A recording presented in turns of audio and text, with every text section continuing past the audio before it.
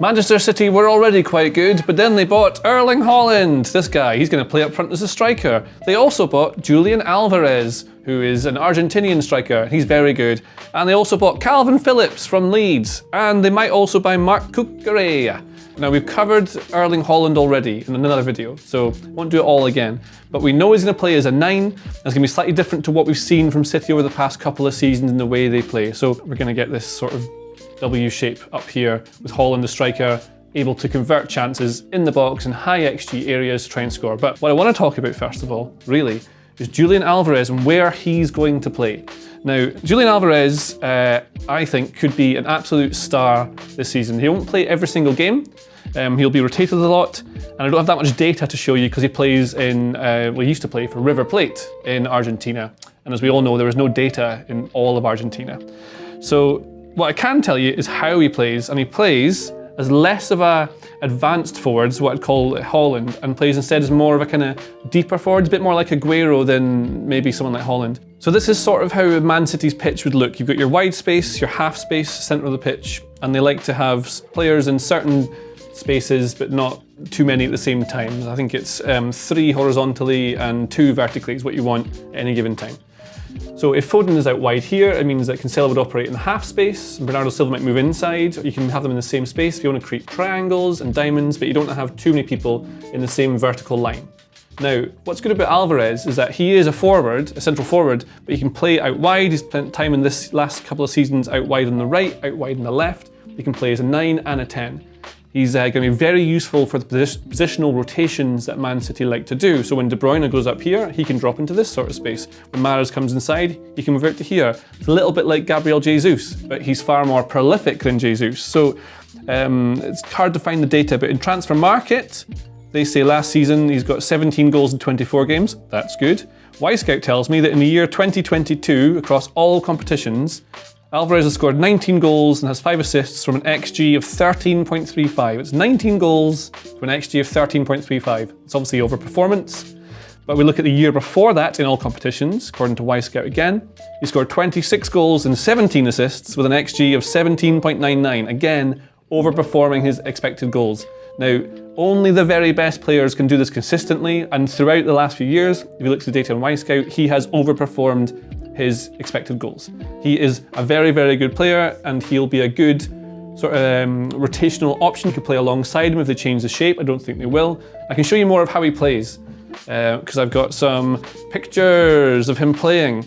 Now, one of the things you want from a Pep Guardiola forward is hard work out of possession and trying to win the ball back, then utilising the space well and rotating positions. This is Alvarez here. Now, they're playing against a team called Alianza Lima in the Copa Libertadores. They win 8-0 and Alvarez scores 6 goals in this, for context of how good he is. Now, this player here, they're playing a back 5, the opposition.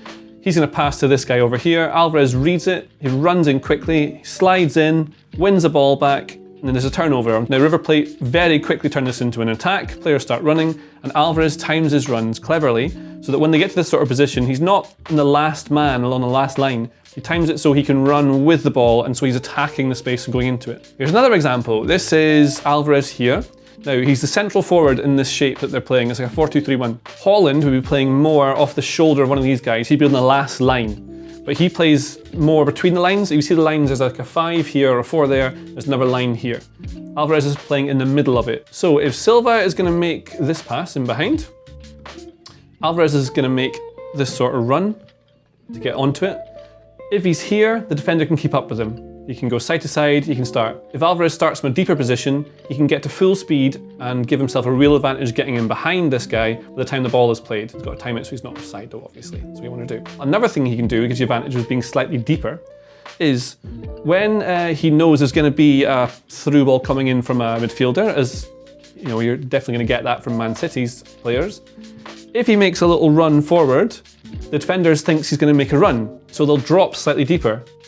And in that little time there, he can check back and suddenly he's created himself more space. So if he runs, he gets tight to a defender, less space. If he does a dummy run, runs forward a little bit, he goes one way, stops, the defender's already going, creates a little bit of space, he can come in here. Suddenly, that's caused a little bit of a panic in the shape, and other players can get in behind and take advantage while they try and reset. It's a clever little movement. Alvarez in the space in the little pocket between the lines. River Plate are building up on the right-hand side. Ball comes in from here to the right side. This player runs from inside to out and gets on the ball. Now Alvarez, like I said, he times his run so he reaches full speed by the time the ball's going to come to him. He's anticipating where the ball's going to go and when it's going to arrive. Here he is, starting to get full speed, accelerating. The defender is having a bad game and he sprints in, dives in with a sliding tackle, a sliding shot, not really a tackle, but that's how he scores. It's really clever centre-forward movement, which is one of the definite reasons that Guardiola wants to have him in, but his prolific numbers, he just scores goals. He scores loads of goals, clever little player, multiple positions, really clever signing. I think he'll do very well this season. But how often is he going to play? And this is the thing, because Haaland's there, right? He's going to play every single game. Well, I don't know if he is, because Pep Guardiola likes to rotate his squad, as I've written here. Now we look at this, only 5 players started over 30 games in the Premier League for Man City in 21-22. Only 5 players. Those players are Ederson, the goalkeeper, makes sense. João Cancelo, who played both left and right back, but actually mostly in the midfield, because that's what his position is. Aymeric Laporte, central defender. Rodri, central midfielder. And Bernardo Silva, 33 starts with 2 sub-appearances. So what we know is that Guardiola likes to rotate his team. And the forwards get rotated regularly especially, which helps reduce fatigue and maintains their high energy press. So lots of energy goes into Man City games. They're playing lots of games, Champions League, Premier League, competing across all cups. If you're letting every single player play 50 games a season, they'll be knackered, and you won't get the same mental focus, and you won't get the same physical prowess that you want from having slightly more rested players. If you look at the forwards rotated regularly, ignore Diaz, here's obviously a defender, but look at this, De Bruyne, Foden, Sterling, Grealish, Jesus, and Mahrez. All of them, they're not playing every single game in the Premier League. They're starting about 25, 24, 23 games each. So they're constantly being rotated, keeps the squad happy, everyone can play. It means they can play at full capacity in the Champions League as well, because there's just room for them to play. So I think what we'll see is Haaland won't play every single game. You want to rest him, manage his workload, and you'll be able to see Alvarez playing constantly in that new role that they're going to have. Now, the other player they brought in is Kalvin Phillips. You all know about him. I think Kalvin Phillips is going to be a very useful squad rotation player. You remember, Rodri played 33 games in the Premier League. He also played most of the Champions League games as well for City. They need to have a better option. The option they had last season was Fernandinho. Phillips will play in here. And what Phillips does very well is offering passes from teams they're building out from the back. So we put City's centre-backs into this split position here. Phillips will operate as a 6. Does this a lot for England, does a lot for Leeds. All he'll do is when Laporte has the ball, he'll try and make sure he can move into this sort of position to offer the pass. And then he'll turn and then try and build from there. He'll just constantly move wherever he's needed to be able to receive the ball and turn. He's not an elite player, and he can often be caught with his first touch. As an example from the last game that England played against Hungary, where he receives the ball exactly here, turns, his first touch is a bit heavy, that triggers a press from Hungary, and they dive in and win the ball back off Phillips. So that's one of the things. Rodri's very technically proficient, so doesn't do that sort of thing. But we'll see Phillips improve. Also relevant is that his long passing it's not exceptional, but it's very good. And this will be relevant when we're seeing players like Haaland play against teams with a high line. So Liverpool play with a high line often. How do you get the ball in behind? You need someone who can play it. So the secret weapon thus far for City has been Ederson, picking these balls over the top of a line for someone like Haaland to get on the end of. But Kalvin Phillips can do it now. And we're used to City always taking the ball, playing through the lines from the first phase into the second phase. Second phase is like this sort of part of the pitch here. And then the third phase obviously is when you want to try and score. But Phillips can turn phase 1 into phase 3 very quickly by just pinging these sorts of balls over the top. That's what he'll do. Players like Haaland run onto, or Mahrez to get onto. It's very rare that City are given this space, so it won't be often. And it's not that Guardiola will particularly tell him to do that every single time, but it's relevant, and we'll see Phillips do it more and more and more.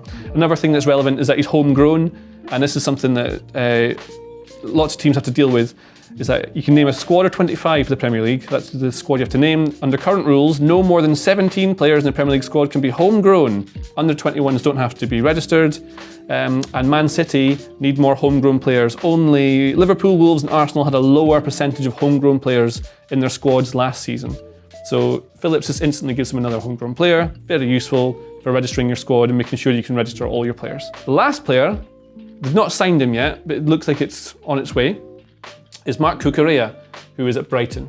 Now, Cancelo has played at left back. He's a right-footed player. He's two-footed, but he's right-footed. And he comes inside as an inverted fullback to become this sort of extra midfielder. So City will often end up with a 2 and a 3, like this. So you have a 2 and a 3, and then you get your 2 ahead of them, and then you've got your 3 slightly further up. This sort of modern shape you get from Man City. That's what Cancelo does, often attacks these sorts of central areas here.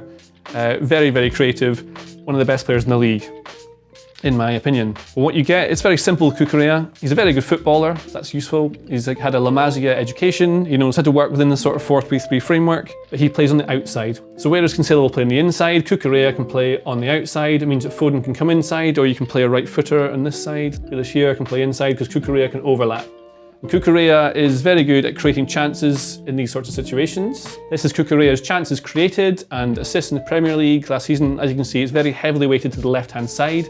There's a range of crosses. He hits spinning, like side spin, high crosses. He drills the ball low, tends to pick the right option. But there's another thing that makes him very valuable, is that he can play at left centre-back. And this is relevant because what they've had for a long time, City, is Kyle Walker playing at right-back as a player who comes inside the pitch. So sometimes what will happen with Man City is as they build play from the back, it builds up like a 2 like this, but then at times Diaz will go in the centre, Laporte will go out wide, and Walker will come inside here. So you're creating this diamond with your pivot player. Maybe there's 2 pivot players as well, you might bring 2 in there, like a 3 and a 2. And that's what you do. And then the left-sided player would push further up, then you can put your forwards across, so you get your front 5 like this. But Cucoura will be able to do this here, but also they can do it the opposite side. So it can be that Walker goes up to spring a surprise, makes them less predictable. Laporte goes central, Diaz goes here, Cucoura comes here, and then you keep your left width. So we'll take Grealish out, put Foden in here, and then you've got your width there maintained by having that. And it's this sort of positional variation keeps it more interesting, more surprising. Teams can't work out exactly when City will attack down a certain side. They can't completely prepare for anything because they don't know what's going to happen. And Cucoura will often, when he's in this position, will make underlapping runs to come here. There's a lot of chances created from this position as well. Just like Cancelo, it gives them lots of options. He's a good player. It's a really good signing that they can get it done. And the other players we might see if we're looking at how City line up next season, Cole Palmer, this boy's a real player. He's a right winger, left-footed, plays a bit like Mahrez or lots of the other young players like Foden. Likes to come inside and can take a player on the outside. He's very quick, can go on the inside as well. And also James McAtee, who's a midfielder, also in the sort of Foden role. They're all the same players that come to this youth system at Man City. He won the captain's armband under 19 level as well in the under 19 Champions League. Really, really clever player. Left-footed, but two-footed. Very dribbly, can play these short combination passes. We'll see a lot more of him this season, I think. Maybe as a late substitute, and probably in the cup games as well. Pep's got quite a good record of bringing through the young players. So that's how I think Man City are going to look next season. They made some really good signings. It's going to be fun to watch them. And that's it. Goodbye. If you'd like to see sensible transfers for your team, then you are in luck. Because we've written sensible transfers articles for every team in the Premier League and published them on The Athletic. To read them, you can get a 30-day free trial for The Athletic by clicking the link in the description. Thanks for watching today's video.